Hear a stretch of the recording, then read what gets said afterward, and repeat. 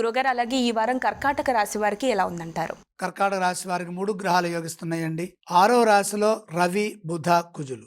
ఒకే చోట ఎక్కువ గ్రహాలు యోగిస్తున్నప్పుడు మనం చేసే పనుల్లో త్వరగా విజయం ఉంటుంది. వృత్తిలో నైపుణ్యంతో పాటు విజయాలు కూడా ఉంటాయి. మీరు చేసే పనులు త్వరగా గుర్తింపునిస్తాయి. ప్రతిభతో పనిచేసి మంచి ఫలితాలను పొందుతారు. ఉపయోగకరమైన పనులు చేపడతారు. ఆదర్శవంతమైన జీవనం కొనసాగుతుంది.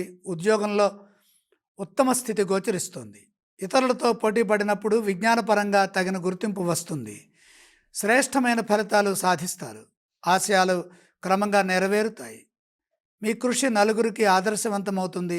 అధికారులు మిమ్మల్ని ప్రశంసిస్తారు. అధికార యోగం కూడా ఉన్నది. సమాజంలో పేరు ప్రతిష్టలుంటాయి. వెతుకుతున్నది దొరుకుతుంది. వారం మధ్యలో మేలు జరుగుతుంది. ఇదే విధంగా వ్యాపారంలో కూడా శ్రేష్టమైన ఫలితాలు వస్తాయి. సమయస్ఫూర్తిని ప్రదర్శించి కాలానుగుణంగా ఉత్తమ స్థితిని చేరుతారు. భూలాభం ఉన్నది. లక్ష్యం త్వరగా నెరవేరుతుంది. బాధ్యతాయుతమైన ప్రవర్తన శీఘ్ర కార్యసిద్ధినిస్తుంది. ధనం విషయంలో జాగ్రత్తగా వ్యవహరించాలి.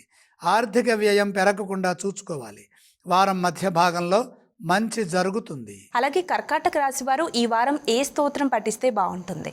కర్కాటక రాశి వారు శివారాధన చేయటం ఉత్తమం. మరి ఈ రాశి వారు ఏ ఆలయాన్ని సందర్శిస్తే బాగుంటుందంటారు? ఈశ్వరుణ్ణి దర్శించండి. అలాగే కర్కాటక రాశి వారు ఏవేవి దానం చేస్తే బాగుంటుంది? ద్వాదశంలో గురుగ్రహ సంచారం జరుగుతోంది కాబట్టి శనగలు కొద్దిగా దానం చేయండి.